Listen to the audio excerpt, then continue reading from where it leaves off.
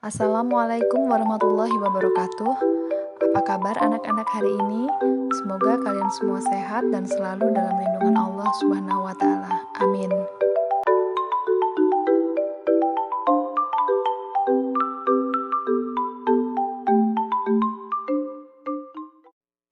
Pada pertemuan kali ini, kita masih akan melanjutkan materi minggu lalu, yaitu bab 1, memahami kedudukan dan fungsi Pancasila, bagian B, makna Pancasila sebagai dasar negara dan pandangan hidup. Menghadapi arus globalisasi yang semakin pesat, keurgensian Pancasila sebagai dasar negara dan pandangan hidup semakin dibutuhkan.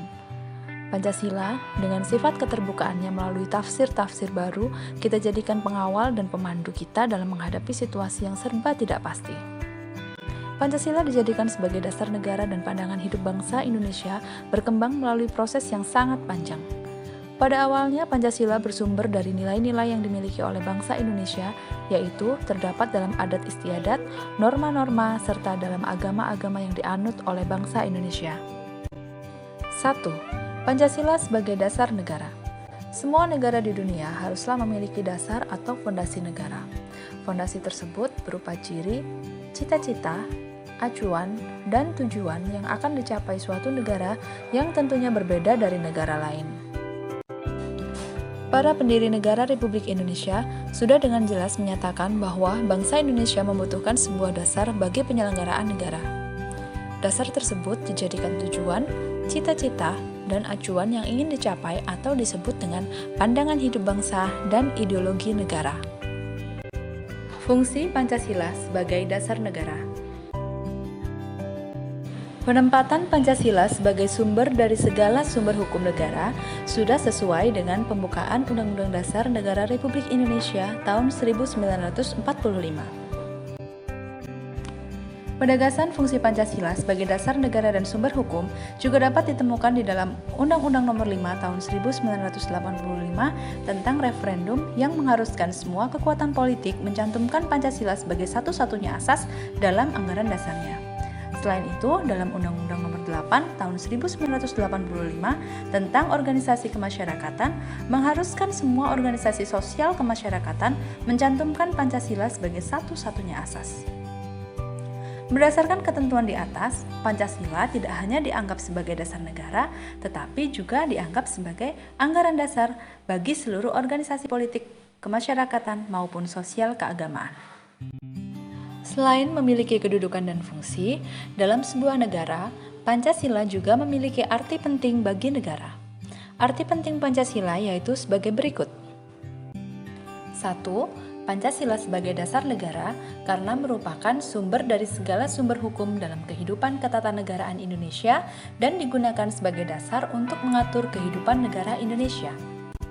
2. Pancasila digunakan sebagai dasar atau acuan dalam penyelenggaraan negara. 3. Pancasila sebagai landasan hidup berbangsa dan bernegara. Dan yang terakhir, Pancasila merupakan alat pemersatu bangsa.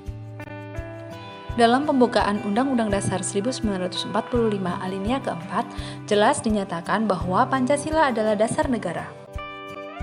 Dengan demikian, Pancasila merupakan nilai dasar yang normatif terhadap seluruh penyelenggaraan negara Republik Indonesia. Kedudukan Pancasila sebagai dasar negara menempatkan Pancasila sebagai sumber hukum yang paling utama bagi segala perundang-undangan yang akan dibuat dan digali. Dalam pembukaan Undang-Undang Dasar Negara Republik Indonesia tahun 1945 dan dalam Undang-Undang Nomor 12 tahun 2011 tentang pembentukan peraturan perundang-undangan, sudah jelas disebutkan bahwa Pancasila sebagai sumber dari segala sumber hukum. Yang itu berarti setiap materi muatan peraturan perundang-undangan tidak boleh bertentangan dengan nilai-nilai yang terkandung dalam Pancasila. Berdasarkan uraian di atas, dapat kita simpulkan bahwa manfaat utama dijadikannya Pancasila sebagai dasar negara adalah untuk memberi pedoman bagi bangsa dan negara untuk mencapai tujuannya melalui berbagai realisasi pembangunan, serta menjadi alat pemersatu, artinya Pancasila dapat mempersatukan orang dari berbagai agama, suku bangsa, ras, dan golongan. Selain sebagai dasar negara, Pancasila juga sebagai ideologi negara kesatuan Republik Indonesia. Pancasila sebagai ideologi mengandung pengertian bahwa Pancasila merupakan ajaran, gagasan, doktrin, teori atau ilmu yang diyakini kebenarannya dan dijadikan pandangan hidup bangsa Indonesia dan menjadi petunjuk dalam menyelesaikan masalah yang dihadapi masyarakat, bangsa, dan negara Indonesia.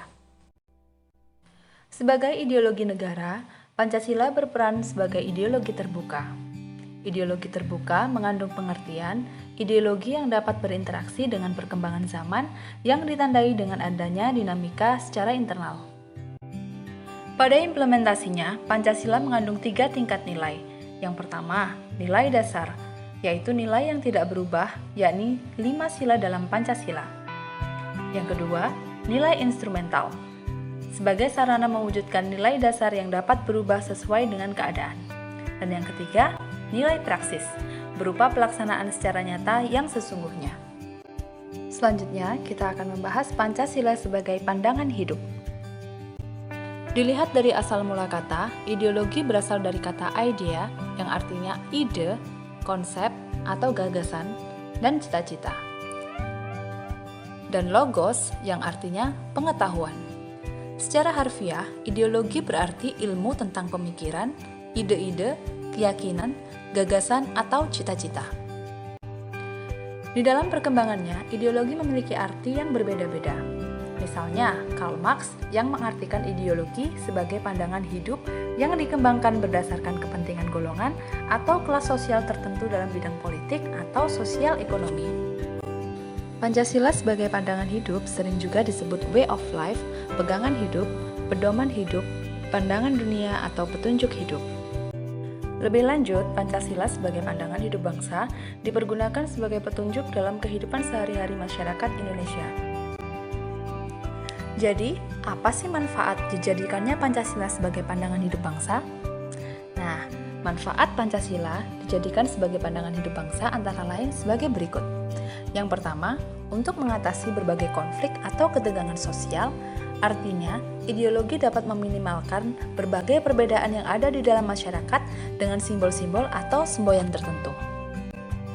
Yang kedua, untuk menjadi sumber motivasi. Artinya, ideologi dapat memberi motivasi kepada seseorang, kelompok orang, atau masyarakat untuk mewujudkan cita-citanya, gagasan dan ide-idenya dalam kehidupan nyata.